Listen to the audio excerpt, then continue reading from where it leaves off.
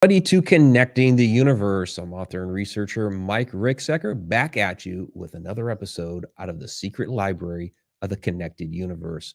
We have a fascinating show this evening, something that people are really interested in. Class, I should say. It is an interactive class. We're diving into the world of shadow people, trying to make sense of this extremely strange phenomenon. It's something that at the Parapsychon event this past weekend in Ohio, that I was asked a lot of questions about. People have a lot of different opinions. I was shown photos of actually some pretty interesting phenomena.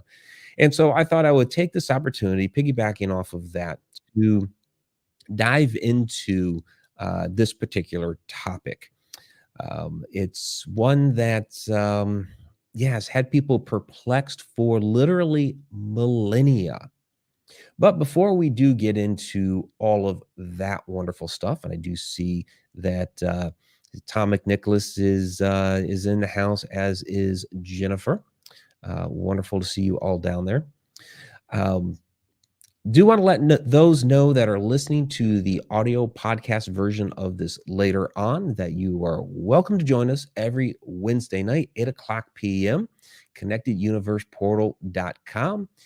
I'm going to be playing a lot of video clips this evening. A lot of times I also do include a number of photos, slides, things like this. You can watch this in its full entirety, 8 o'clock p.m. Eastern Time, connecteduniverseportal.com, which also... it's a membership site. There's 30-day free trial. Gets you a lot of great stuff. So besides the weekly interactive class here, sneak peek and behind the scenes videos, monthly Q&As, exclusive articles, insider travel vlogs like Egypt, Ireland, American Southwest, all of this and more, connecteduniverseportal.com.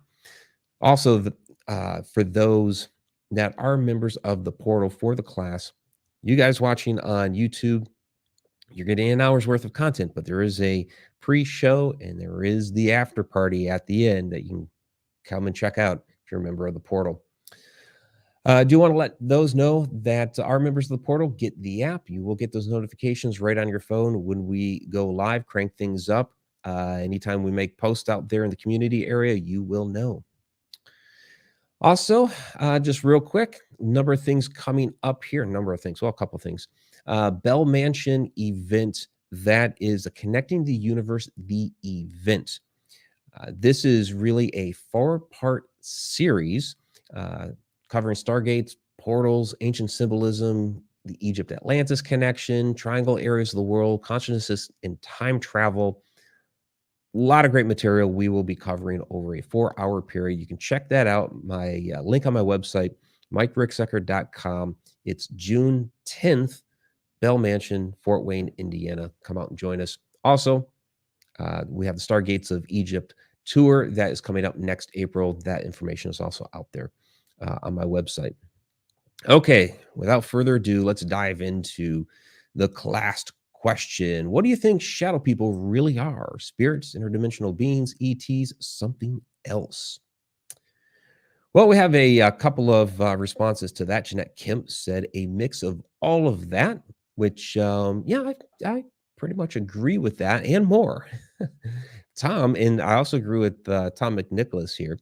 He says, I believe there are time travelers occurred in some point in time. Yes, they can also be time travelers. So my new book, Travels Through Time, is coming out here this August. I do touch on the relationship between time travel and shadow people. Of course, I have an entire book, Walk in the Shadows, Complete Guide to Shadow People, that covers this topic extensively. But my other works, like Alaska's Mysterious Triangle and the new one coming out, Travels Through Time, also dive into this as well. So it's an ongoing discussion. And we are going to keep discussing this probably for a while, because we still truly, as we get into it, I've always said this. We don't truly know what a shadow person is until we sit down with one and talk with one, have that little like heart to heart, interview the shadow being. But I think we're going to find that they're all a little bit different anyway. Already have some comments coming in down here. Sarah Yusuf is in the house. Great to see you. And Sarah also says, yeah, all of the above. Yep. Yes, and we will be discussing this for the rest of our lives. Probably. We probably will. And Judy Wilson says, I have 2 shadow people stories, both involving dogs. Yes, you can have shadow pets, shadow animals. Those are a legitimate phenomenon. Person I refer to on that one a lot is Rob Guttrell, psychic medium. He deals with a lot of pet communication. He's also works in on the side in animal rescue. And so he has a number of fascinating stories about shadow pets that are included in A Walk in the Shadows. So yeah, again, this really kind of stems off of the Parapsychon event. I do encourage people to come out and join us next year. It's going to be in May again next year. I'll house the Reformatory there in Mansfield, Ohio. Absolutely wonderful building, a lot of history. Shawshank Redemption was filmed there, as well as some other movies. And it is really like one of the most well-run, organized events that you can imagine. Greg and Kathy Fakatic do a fantastic job with that event. So a lot of these, well, really the inspiration for this particular topic this evening comes from that, the different people that approached me that had questions, comments, photos, all that wonderful stuff. Did even have one person ask me, and this was really a compliment, and I appreciate this, because we run this Connecting the Universe interactive class, if I am a professor. And I really took that as a compliment of what I've been trying to do here for many years, and so I'm not. I'm not, but author, researcher, worked over 30 years in IT was kind of the trade that I was in for a long time. But Heather, again, I thank you for that one. See that Helen Espinosa is down in the house. Crow email, great to see you. I had so many experiences seeking shadow spiders. That is interesting. Shadow spiders, yes. Don Francisco has a fascinating shadow spider story in the, if I point the, sorry, it's not quite a mirror. There we go. Walk in the Shadows. Yeah, the book is back there within that book. So, all right. So I do want to kind of get into what I have a number of video clips this evening to show. I want to start here with some comments from that were from the Shadow Dimension. We're going to be playing clips from the Shadow Dimension docu-series, which is running on TubiTV and the Roku Channel right now, as well as a number of other streaming platforms, smaller in nature. Amazon Prime picked it up. It's not running on there yet. Just kind of waiting for them to release it there. So we're going to be playing some clips from the first 2 episodes of that. And also a couple of clips from my interview with Regina Meredith on Open Minds on Gaia TV. I put the links on the YouTube side down in the description below, so you guys can check those out following this. But kind of piggybacking on what Jeanette Kemp had said there, like all of the above. This is a great quote, episode 1 from the Shadow Dimension, and I actually used this quote now. And I shamelessly steal it from Mark Anthony. He's a good friend of mine. He says, we may very well be dealing with several different entities, several different species using a similar energetic modality in order for them to communicate or to visit what we call Earth. So the idea that, everything's frequency, resonance, vibration, and that these entities that appear around us many times in shadow forms may be many different things, but because of the resonance, frequency, vibration that they are appearing to us, they appear to us at that frequency that we can actually see them with our eyes. Remember, our eyes only see into a very narrow band, and sometimes these things kind of leak through. But many different things around us, and in many different dimensions as well. And then also from Mary Marshall. She says, we do a disservice to ourselves in the field by trying to find out what is this, and then this is the answer, and this is the only answer. There's multiple answers, and there's a lot of different ways to view this phenomenon. And there's not just one simple answer. And I'll be on a lot of, podcasts, live stream shows, television shows, what have you. And I'll just get asked the very basic, simple question, what is a shadow person? And it's like, how much time do you have? Because that's not just a, 2-line answer or what have you, because they can be many, many different things. And on that note, I'm going to go ahead and play this clip from Open Minds with Regina Meredith that aired on Gaia TV. Well, it's still there. You get the subscription. You can go watch it. Again, I have the link below on the YouTube channel, and we actually address this right off the bat. There are shadow people of other forms. We're going to talk about some of the other kind of quirky ones, like the hat people and black-eyed children and all that a little later. But these can be from other places, other planets that can phase in, shift frequencies. They can be from other dimensions, right? Absolutely. Go ahead. Yeah, they could absolutely be from other planets. Some of these are certainly ETs. Yes. Some of them are ultra-terrestrial, something that's actually here, indigenous to Earth. Yes. That are just from, again, what we would call another dimension. Some of these are actually time slips where we're seeing another point in time that's permeating to this time. Okay, so that means that we need to start embracing the fact that Earth itself is multidimensional, and we're the Earth species for the 3rd/4th dimension. That's it. There are many other species that are of Earth in her other dimensions, right? Yeah, absolutely. There are, we, in our theoretical physics, up to 11 dimensions, and I think we fail to ask the question, are there other beings and entities living within these other dimensions? And I would say absolutely yes. Yeah, so, and again, kind of like what I said right there, I don't think we asked that question, okay, we are in the 4th dimension of time. 5th dimension above us, that would be outside of time. That's a big part of my next book. But yeah, our physics, our theoretical physics shows that there are up to 11 dimensions. Some will say 10, but 11th is, there's a 0 dimension that some people recognize, which is a point. You have a point, a line, a plane, 3D object, time, and so forth. But I think we forget to ask ourselves, if there are other dimensions, then there should be other beings, organisms, these sorts of things that could possibly be living within these other dimensions. And I say possibly, but I would say probably, most likely, almost definitely, and so forth and so forth. And so, again, there's so many things around us that we don't normally see. And while that could be, on a specific wavelength that our eyes can't see, it could also be within another dimension that we just really have no access to. And every once in a while, we get a glimpse of it when it actually comes into our dimension.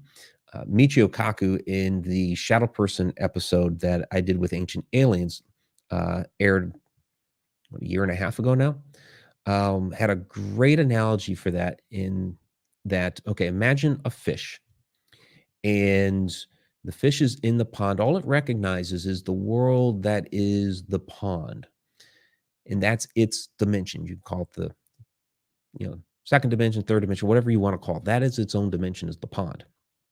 But if you were to take that fish up out of the pond into our world, which would be like a dimension above the pond, it would be completely amazed, flabbergasted, has no idea, no concept of what that type of world is like. And so we have those things around us that, again, we don't normally see. So normally what I do is, like during my presentations I do at conferences and things like that, is I start breaking down like individual types of shadow entities, like, human figure, hat person, hooded figures, myths, whiffs, crawlers, all these different things. I'm not going to get into all that this evening. You can actually find a lot of that type of material here within the channel.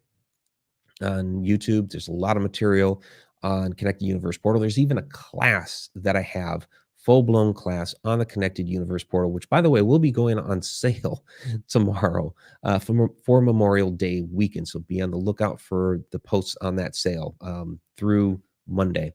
You get 25% off of that particular class. That class and the Egypt class both would be 25% off.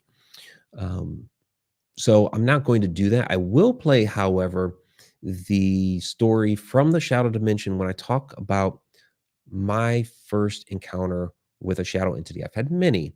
The first one was very, very significant, and I had a hypnosis session that followed it that's going to be part of Shadow Dimension Season 2. We'll talk about that after I play this clip. Shadow entities are some of the most enigmatic and mysterious phenomena that we know of in the supernatural world. And I get asked quite often where my interest in this phenomena came from, basically where I got my start. And it all goes back to when I was a child, and I was about 8 years old. And the house that I lived in, I would never say was haunted. However, I woke up in the middle of the night one night, and there was this tall, dark figure standing in the corner of my room. And of course, I had no idea at the time that you called it a shadow person or anything like that. I just thought there was an intruder in the house and it was about to kill me. But of course, I'm still alive to tell the tale. What it ended up doing after that was really unusual and quite different than most other shadow person stories that have been related to me over the many years that I've been researching this phenomenon. And what it did is it approached my bed, leaned over, grabbed me by the wrists, and crossed my arms across my body. Now, during this time, I'm trying to scream, my mouth opens up and nothing comes out. I'm completely frightened, and I'm looking up into this black, basically blank face. You know, there's no eyes, no nose, no mouth, no features whatsoever. It is just a black entity, for lack of a better term. I would say person, but I don't think it was a person. What it did after it crossed my arms like that is it ended up running off down the hall, and I turned my head from where I was laying and watched it run off down the hall, and of all things into a closet. I have no idea why it went into the closet. Well, at that point, I found my voice, found my legs, ran off to my parents' bedroom. And of course, you know, my parents are, you know, very nice, kind parents, and they're trying to console me again. I was about 8 years old. And they're telling me that I had just had a bad dream. Well, I know I hadn't had a bad dream. I was awake for this whole thing. I had woken up from, I had no idea what in the world I was dreaming of at the time. But, you know, I woke up and I saw this thing. This thing was in my room. I felt it touch me. And that's something I get asked a lot. What did it feel like when it touched you? Because people wonder, okay, did it feel cold? Did it feel electric? You know, I mean, really, it just felt like somebody was taking me by the wrists. You know, it didn't feel like anything special or anything like that.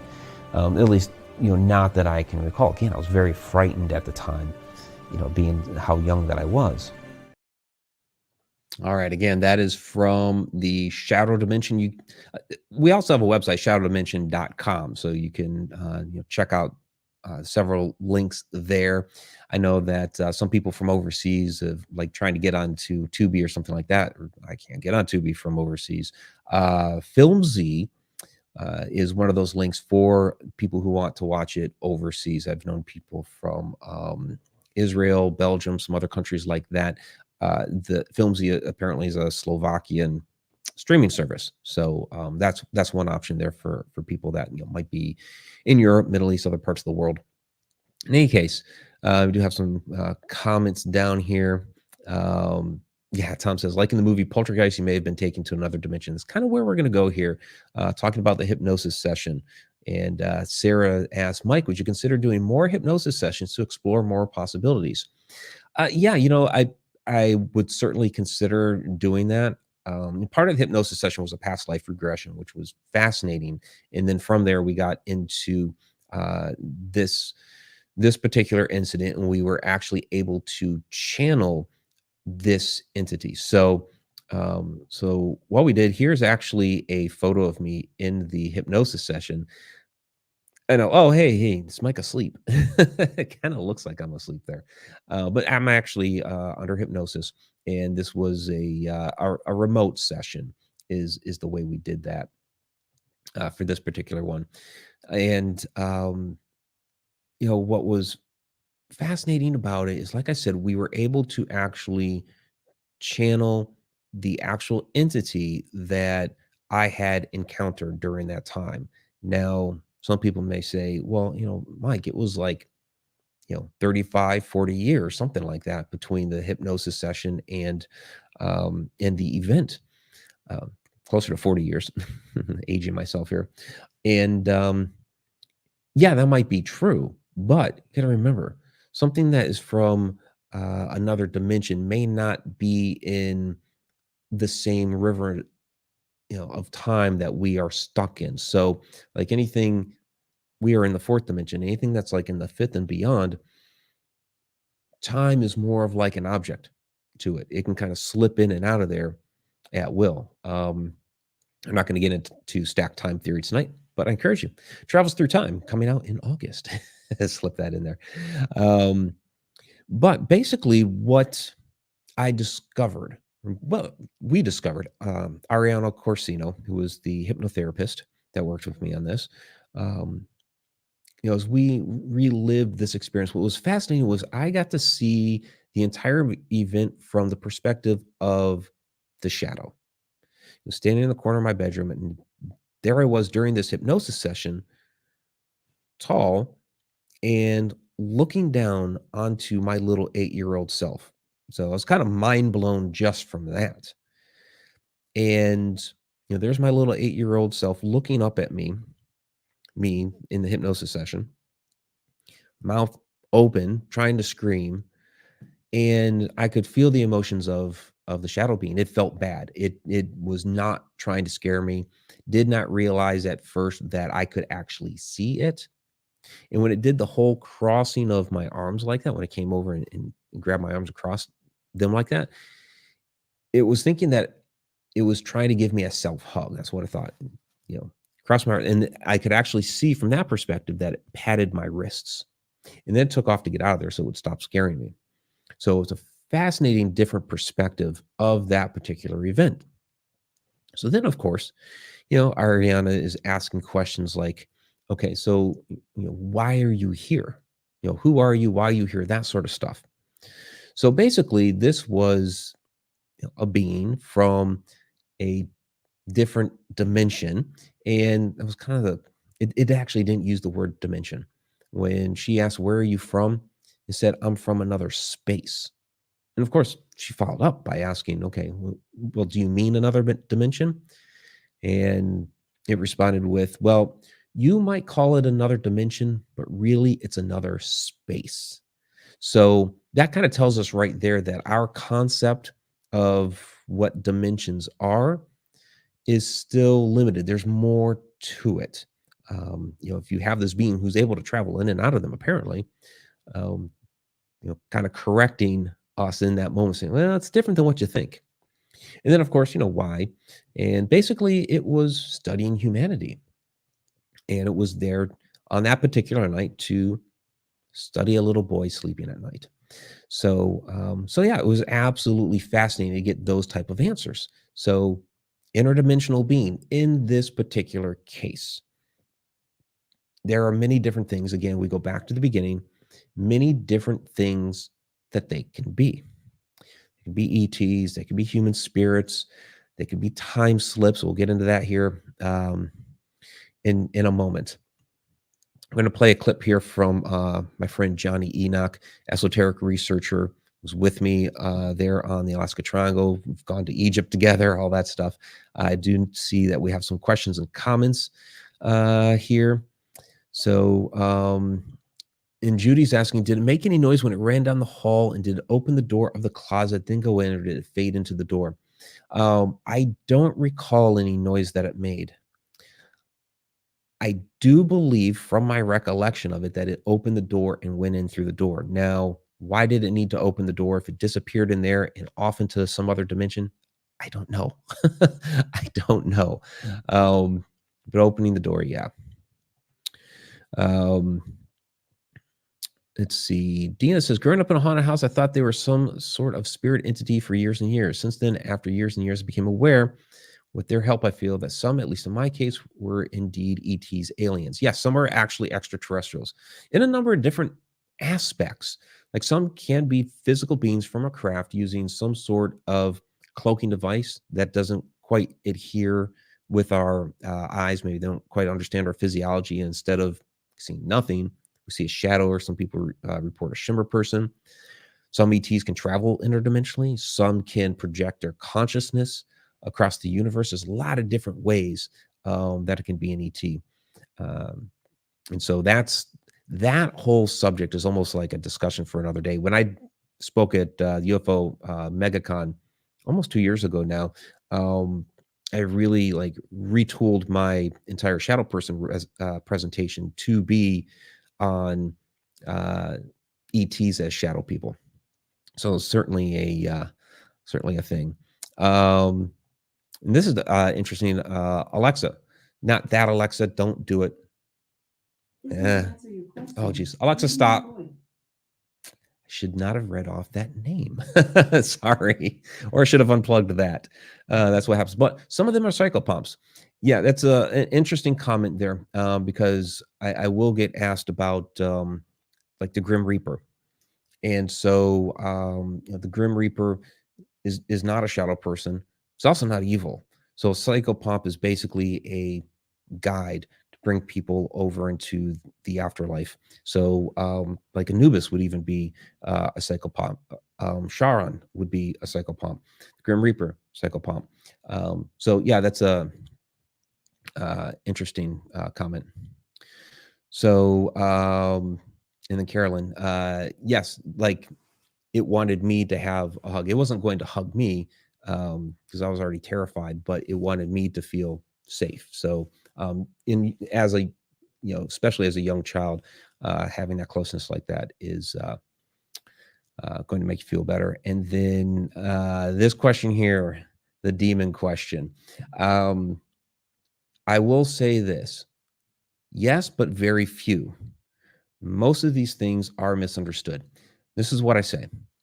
Shadow people in some ways are like humans, and in this way they are, where some humans are good, some humans are bad. Some shadow people are good, some shadow people are bad. It really depends on the particular shadow. Most seem just rather benign. They're neither good nor evil. They're watching, staring, observing, that sort of thing. People tend to fear what they don't understand because it looks like a shadow. You become scared of it. But very, very few. But it can, of course, be happen. And good to see you, Jill. Good to see you down there. And yeah, Tom's did the same thing. Nice. All right, let's get to the next clip from Jonny here, because we got several more clips, and we're already halfway through. About 13 years ago, I had a strange experience when I was coming home one Saturday afternoon. It was in the middle of the day. I walked up to the master bedroom and I was going to get changed after being out for the better half of the day. And as I go up there, I turn on the light over for the master bedroom and the walk-in closet, which were sort of adjacent to where the bed and everything was. The windows were open. The light was coming in. It was broad daylight. This wasn't at night or anything dark or spooky or anything like that. And as I walk into the room, all of a sudden, I see these three beings appear behind the door, and they have this strange sort of substance to them. It's almost like I can see them. I can see an outline of them. They're sort of transparent, yet I know that there's a very ominous presence to them. I can feel them. I know they're there. And it's such a strong, overpowering feeling that I can feel it into my very being. And all of a sudden, I start backing up further and further away as they're approaching me. They start to come towards me. And as this is happening, I find myself going up into the back of the bed. I'm pushing myself up there against the duvet and everything, going back up against the wall. And I'm telling them they have to leave. I'm using like anything I can say, like, you have to go now, go to the light, whatever you can say. And The strange thing is that this was not just like an ordinary ghost or an apparition or anything like that.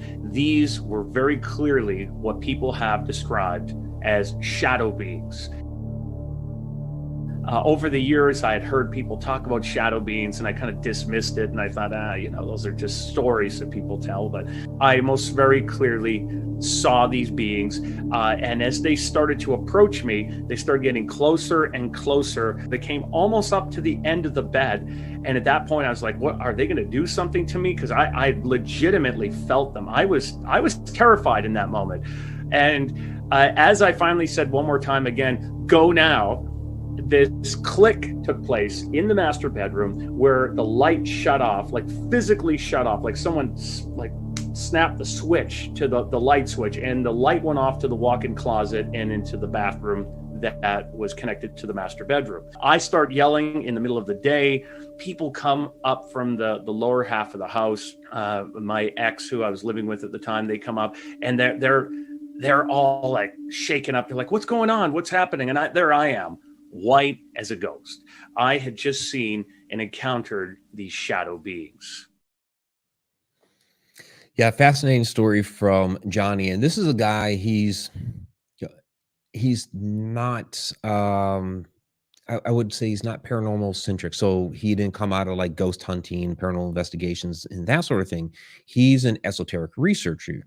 He does more of like ancient symbolism, stuff with ancient Egypt, kind of, a lot of the stuff that I've been doing more of lately. And, he's a student of Manly P. Hall and all that sort of stuff. But he, had one of these experiences.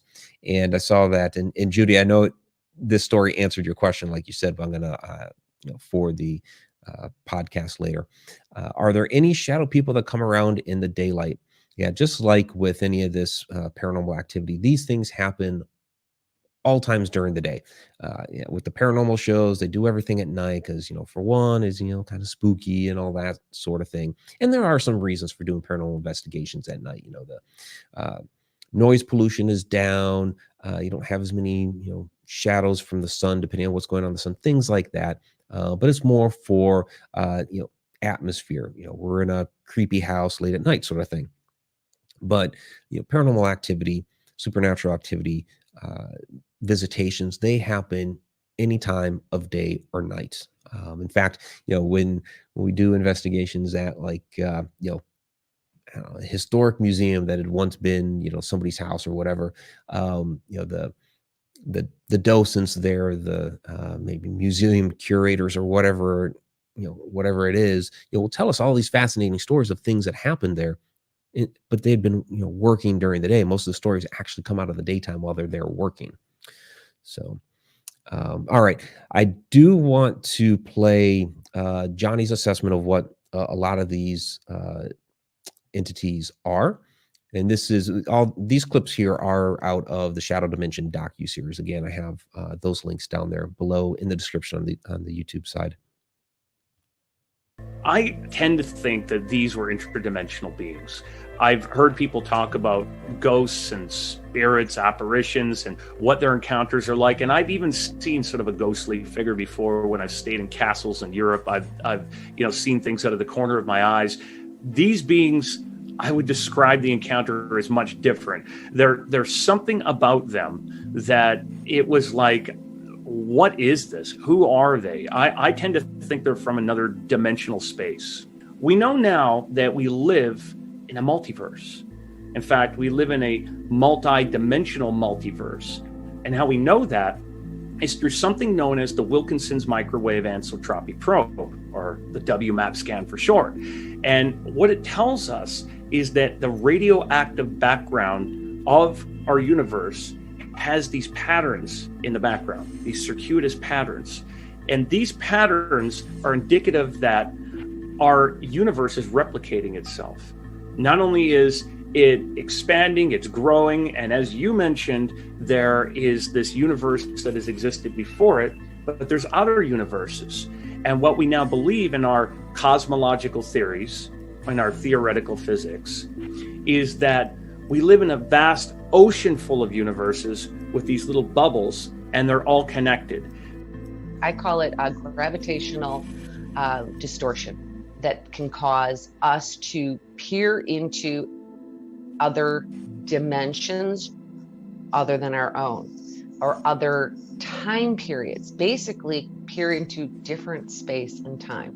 The real question we have to ask ourselves is, where are these shadow beings coming from? Are they in a dimensional space from our universe? Could they be traversing here from other universes? And so, yeah, a little clip there with Mary Marshall in there as well. So both of them will be back for Shadow Dimension season 2. It's in post production right now, and should be out by the end of this year. That's the goal. Once the book is out, then we'll finish off Shadow Dimension season 2, and boom. And yeah, you're getting a lot of the video clips tonight. My voice is still recovering a bit from this past weekend's event at the Parapsychon event. So I know there are some comments in here. Carolyn asking, are we essentially surrounded by other life forms which are imperceptible to most of us outside the spectrum of visible light? And so the quick answer to that is yes. However, it comes down to frequency, resonance, and vibration. On most occasions, yeah, we don't see them because yes, they are on different spectrums of light, or their energy is resonating at a different frequency, but sometimes that bleeds over into our reality and we get a glimpse of them. And so I saw that above, Sarah had said, don't forget to talk about Mineral Springs, because that was an interesting account of shadow perception and resonance. And what she means by that, she's familiar with the story and she's reminding me to talk about it. And Tom McNicholas down in the chat was also there. Mineral Springs Hotel, Alton, Illinois, paranormal investigation. I'm going to do this one real quick because I actually was not expecting to talk about this one this evening with the other clips that we have. But it was after an event that we had put together, investigating. A few of us left. We're in the top corner abandoned part of the hotel in a suite that was there. There's a confirmed suicide that was in that room. We're doing an EVP session. And from down the hall, all of a sudden we start hearing some noise. Okay, what's going on down there? Walk out, go down to the hall. It's kind of like a Y. Looking down the one hall, and did a Y. It's an L. Looking down the one hall and seeing the shadow smoke that's coming out. Now, didn't think of shadow. I just was thinking smoke. Okay, what's going on down there? Something burning. Didn't smell it. But it's coming closer and closer. It's just amorphous smoke. And as it's coming down the hall, starts to creep up the wall on the right-hand side of the hall, creep back down and creep back up. And it's coming closer and closer. And suddenly one of these times as it creeps up that wall, it morphed into the apparition of a little girl. The others had caught up to me by then. There were 5 of us there for this, including Tom. And, we're trying to coax the girl closer and closer, but she stopped at this one particular doorway in which there were several stories from the hotel of there being a little girl within that room that would occupy there. And I'd investigated there many times, never saw her, never interacted with her before, not even EVP or anything like that. But yet there she was. And we all saw her a little bit differently. So I saw her fully formed from her head down to about her knees, and then she started to dissipate away. Others saw her fully formed at her feet, and then she started to dissipate away at the head. And the reason for that is because we all have a different personal resonance. The human body resonates anywhere between about 9 to 16 hertz. Everybody's a little bit different. And even on a particular day, you may be a little bit different on that particular day. Well, these entities also have their own personal resonance as well. So depending on what her resonance was and what each of our own resonance had been at that moment, we're all going to see something a little bit differently. That's why you go on like some of these investigations, you're standing right next to somebody and you see something plain as day and they don't, or vice versa. It's really interesting. So on that note, as we're talking about different types and forms of shadows, that was, the shadow smoke, obviously a human spirit in that particular case. This is another one from Open Minds Gaia TV. Again, link is below in the description. Talking about time slips and doppelgangers. And another fascinating topic when we look at this, dealing with shadows, are time slips, something that can bleed through from another moment in time. So I personally believe time is all concurrent, past, present, future, all happening at the same time. And I've heard some fascinating stories that some people would consider them like a doppelganger type story. There's a fascinating story by the famous German poet Goethe, where he talks about essentially seeing himself walking down the street from the other side, not realizing at first, but years later realizing, wait a minute, that was myself. But people would call that a doppelganger, but it's not. It's some sort of time slip. And a story that was related to me a couple years ago now was this young man, when he was a small child, had walked into the kitchen, saw a tall, dark, hooded figure standing by the kitchen table. Scared him to death. He ran out of the room. Years later, he's in the kitchen. He's at the table. He's making himself a sandwich. He's wearing a hoodie. And all of a sudden, in the doorway, he sees this smaller shadow person walk into the room and then run back out. And it hits him. Wait a minute. That was me. So, what happened there? It was some sort of slip in time, and it only manifested itself as a shadow, not as, any full being in that moment. Yeah, that story is absolutely fascinating to me. That is in the new book, Travels Through Time. I did include it in the second edition of A Walk in the Shadows, but I break it down even more in Travels Through Time, which, again, coming out in August. And I have to do this because I saw her down there. Fungi. Great to see you. Been a long time. But the comments, shadow people do show up in daytime, but indoors, also outdoors too. I have several accounts of people seeing shadow entities like out in the woods during the day and things like that. Actually, for those of you that are familiar with Brittany Crabb, she shared for Shadow Dimension Season 2, she shared her account of a shadow person outside in the woods during the day when she was a girl that her and her friend experienced. So be on the lookout for that. But yeah, the idea that some of these are actually time slips and incorporating into the whole doppelganger aspect. So new book, it has an entire chapter called the doppelganger effect. And it's really, really fascinating how, not just with shadows, and the one as a shadow really, really opened up the different possibilities of what these things are. But the fact that, when some people are, seeing themselves in a particular moment, that, we go down the whole, okay, doppelganger, evil twin, that sort of thing. But it really could just be some alternate moment in time that we're getting a bit of an overlap. And I've talked many times on Time Slip at the Conjuring House, which Andrea Perrin has basically labeled as the most significant thing that ever happened there, where her mother got to see a 17th century family there in the house. And they turned and looked at her as if she was the ghost. So you had two moments in time there looking at each other, and that can actually be what some of these shadows are. So that story that was on Jim Harold's podcast that was on a couple of years ago, and he shared that story with me from somebody that he had interviewed and shared that account. Really, really fascinating. So there's the question earlier about, I have 15 minutes, so we're going to try to get these last two in. There's the question earlier about demons, and the whole final chapter of my book, A Walk in the Shadows, is on, are they evil? Because a lot of people believe, they see a shadow person, it's demonic, it's an energy vampire, it's going to do these mean, nasty, nefarious things. Yes, some of them are, but not all. And so I've been working to try to dispel that. It really comes down to the particular shadow and what their intentions are. But you have those that are like, oh, they're the most evil of all evil things, the darkest of the darks. You might have had an experience here and an experience there where, yes, that was the case, but no, not always. And so I'm going to play this account from Victoria Mundae. My co-host is from Edge of the Rabbit Hole. She shared an story on episode 2 of The Shadow Dimension, which, by the way, for those that are wondering about Edge of the Rabbit Hole, you heard a rumor that it's coming back. Yes, next month in June. Third week is what we're looking at, June 21st. So in any case, here's Victoria.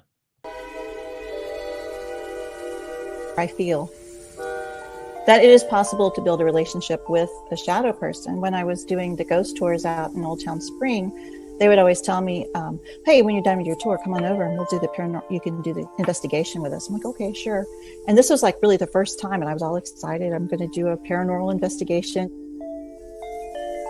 Old Town Spring was basically, it was just a stop on the road, really. It's where the railroad workers would stay when they were actually building the railroad. And so, of course, they had like places where they would camp, and then there were a couple of small buildings. And then there was one building that was really, really well constructed right close to the railroad tracks. And that was actually the kitchen. So part of the investigation that we would do is we could actually go in to that building, because it was always repurposed. First, it was the cookhouse. And then it became the ice house after the railroad was finished. And of course, it being the Wild West town that it was, it kind of became the morgue too. You know, they'd put the people on the ice. You know, like, scoot over, sir, I need to fill up a bucket. So they would chisel off the ice. And so they believe that's one of the hauntings in the town, is because their spirits were kind of moved around the town. So I was all excited to go and learn about this. And so I was in the ice house with the girl who was leading the investigation. So we're out there at midnight, and you can hear somebody walking around the ice house. I'm like, oh. And so we were in the ice house, and you could hear somebody walking around out there, and we were away from everybody else. There's nobody else in that town. We were standing there with all of our tools and everything, and the light broke. And so I naturally looked over, and I saw a shadow go by. I was like, oh, I hear somebody out there. There's somebody out there. And she's like, nope, there's nobody out there. Sure enough, he comes around the other door. The light breaks again. I look over there. I'm like, okay, there is somebody over there. So I run outside, and I'm looking for someone, because there is no way, because it's gravelly over there. You know, it's part of the railroad. And you could hear someone walking on the gravel. It's very distinct, very loud, like a large, heavy man. I run out there. There's nobody around. I run to the other side. There's nobody around. And you could tell if somebody was there, because there's no place to go, really. I came back in, and I said, okay, there was somebody out there, but I don't know who it was. A few minutes later, he goes by again. I was like, oh my God, he is so tall. Did you see him that time? And she goes, yeah, I saw him.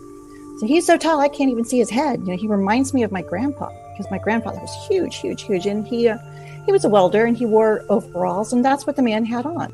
And we would go to other parts of the town, and you could hear him walking. And then you would see the shadows on the buildings. You know, somebody was casting a huge shadow. Nobody is out there. So I was saying, well, maybe he's like my grandpa. He just kind of protects me. So whenever I would walk around on these investigations, 1, 2, sometimes 3 o'clock in the morning, just a handful of us little gals out there with our equipment and our K2s and everything. And I felt like he was protecting me, kind of, because there was one night I was leading a tour, and we were going to go in the ice house, pitch black, dark moon, can't see anything. And I start to walk in, and something hits me on top of the head so hard, I doubled over. And I just knew I walked into a board or something. So I bent over, and I might have said an expletive or something. And I stood up, and I was like, man, and I was looking, I had my phone, and I was looking around for the board, and the man behind me goes, you almost walked into that spider web. And it was a huge spider web across the door, big old spider in it too. So I am quite confident it was him. Yeah, so Victoria there, believing that that particular shadow that she saw all the time was more of a protective shadow of her rather than something more nefarious. And again, with that little girl, you know, we're talking about a little girl, human spirit that had been shadow smoke there for a moment and turned into a little girl apparition. Fascinating story in A Walk in the Shadows is basically a mother who kept seeing, she had a very sick child, kept seeing this black shadow go into her room. She thought it was a harbinger of death. But when they went to the doctors, and they'd been going to the doctor for a while, ran the same test, and you know, nothing was helping. So this one particular time, they're in the doctor's office, run the same test again, and all of a sudden, the doctor turns his head as if somebody's whispering to his ear, turns back around, and says, "Let's run these other tests." They did, discovered that it was actually something else. They were able to treat the boy. He was fine. Never saw the shadow again. Now, she believes, this is the mother's assessment, that this particular shadow was actually there in the room, although they couldn't see it at the time, to tell the doctor what to do. So in other words, like the shadow was going into the boy's bedroom, assessing what was wrong, figured it out, told the doctor, and they were able to treat it. So that's, a case of a shadow entity actually being rather benevolent. So saw a comment up here from Sharon. She says, I wonder if the glimmer creatures are a type of shadow person. And I would say that's related, some sort of interdimensional being perhaps, or, perhaps it is one of these entities that, depending how they end up resonating into our dimension, maybe sometimes they resonate as a shadow, sometimes they resonate, you said glimmer, some people call it like a shimmer person sort of thing. So that is one possibility. And I also saw a comment way up above earlier about like fairies and things like that. So in that sense, with those types of entities over the centuries, over the millennia, we've kind of taken the same type of phenomenon and related it to, some sort of myth or lore or something like that. So, a lot of the same things that would happen to people when you had the fairy lore and the different stories about fairies, like abductions, time loss, that sort of stuff, we now attribute to things like ETs or shadows. So we may actually be talking about these same entities that have been with us all along, but we're attributing a different characteristic onto it now, like a different, physical characteristic, where before they were fairies, then, well, shadows have always been with us. And we're going to get into that here in just a second, because we're going to do the history clip. Shadows have always been with us, but now it's like ETs and that sort of thing. So, so let me go ahead and play the history clip, because we are getting down to the end of our hour, and this one's a little bit more of a lengthy clip, but there's a lot of interesting information in here about the history of shadow entities. Shadow people go all the way back into ancient history. This is not a new phenomenon, and it's not like we just suddenly, discovered, oh, there are these shadow entities and decided to name them a certain term. The term shadow people goes all the way back into the spiritualism movement. They were using it quite extensively back then. You hear the stories of Madame d'Esperance and what she actually called shadow people in her haunted house that she grew up in which she stated would protect her from the ghosts that were there. She was actually more scared of the ghosts, the apparitions that she saw, than the actual shadow entities. Now, as she grew older, she moved out of that house and moved on, had a family and whatnot. Experiences with those shadow people in a different household were not as kind and benevolent. So, her opinion in some ways changed over the years, not toward the shadow people she experienced when she was a child, but shadow people in general. Her opinion changed because the entities that she interacted with or experienced as an adult were doing different things than the ones that she experienced as a child. So not all shadow entities are alike, and so we can't just compartmentalize everything into just a one and done. They're all evil, they're all dark. No, they all have a varying degree, like with humans, of whether or not they're good or evil, and there's just really a lot of gray area here. But we see back as far as ancient Sumer, where shadow entities are reported there, and this we see in the form of the demon known as Alu. And yeah, I understand it's a quote-unquote demon, but you have to understand with demons back then and the way they classified things, not all demons were evil. Now, Alu seems to be a more nefarious kind because he would hover over people at night. He was known as a binding demon. So you're seeing the idea of like old hag syndrome, sleep paralysis, that sort of thing here. And that was imparted onto this demon known as Alu. And he was a type of Udug. And a Udug could be a good or bad demon. And now that concept of a good demon is a little bit foreign to us, but what you would do back then is you would invoke a good demon to basically battle against or ward against the bad demons. So you would have this good versus evil all the way back in ancient times with these shadow entities. Now, in ancient Egypt, they had the idea, the concept of different parts of the soul. And with Egypt, there were 7 different parts to the soul. And one of those was the kabit, or the shadow part of the soul. And this would stay here on earth after the person had gone on into the afterlife. When we go back into our ancient history, we do have accounts going back into the ancient Babylonians, where they could travel from this place into a dimensional space between worlds called the Plain of Sharon, like the Rose of Sharon. Now, in the ancient Egyptian texts, we know in the 5th Dynasty Pyramid texts that we find over in Saqqara, they talk about a field of Mufkuts. There is this other space that you could say we can leave the body or go from these 2 worlds. So the Egyptians believed that at death, parts of the soul would start making that transition into the afterlife in their journey to the constellation Orion. However, the animating force behind the person, the Ka and the Kabit parts of the soul, the shadow part, would actually remain here on Earth to roam.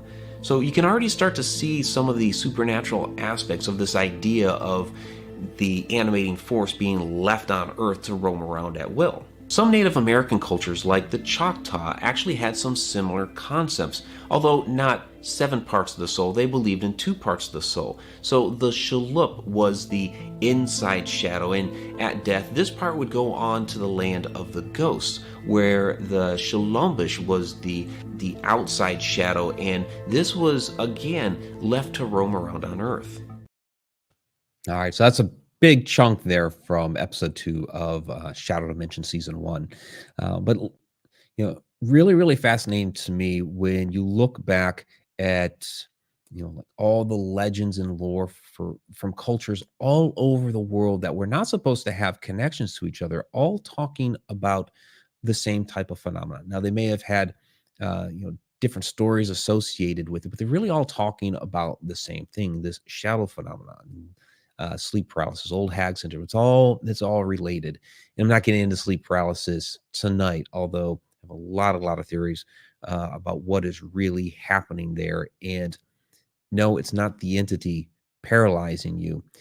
Sleep paralysis, I'll get into it real quick here. Sleep paralysis is a real biological phenomenon. It's 2 different phenomena that happen to be happening at the same time, because what's waking you up is basically the presence of that entity there. And we each have a toroidal field of energy that surrounds us. So does it. And what we're feeling is its presence. That's what wakes us up. And sometimes we have the natural biological phenomena of sleep paralysis that happens. And of course, we see something in our room. We get frightened because we think there's an intruder in the house. We suddenly can't move. We get frightened. Adrenaline kicks in, all that. Again, in a lot more detail in my book and other videos and in classes and things that I have out here. So, all right, and we are really down here in the last moments. So Dina says, I personally witnessed Fae and Elementals too, as far as being different than shadow beings. Awesome. Fungi, ghosts were used to call shades, a connection perhaps. It's actually interesting is the word specter comes from the word spectrum, which of course is a reference to light. So for those that are part of the Connected Universe portal that are members there, hang on. We have the after show after this. For those that are on the public side on YouTube, we are going to have to say goodbye. But again, please join us every Wednesday night, 8:00 p.m. Eastern Time, connecteduniverseportal.com. We have all the wonderful information, all the other material that is back there. I do challenge you to try to complete that in the 30-day free trial that is associated with that. So, and for members, we do have the Q&A video that is coming up, the monthly Q&A. So make sure you get your questions in for that. All right. Public side. It's been a pleasure. Till next time, time really exists.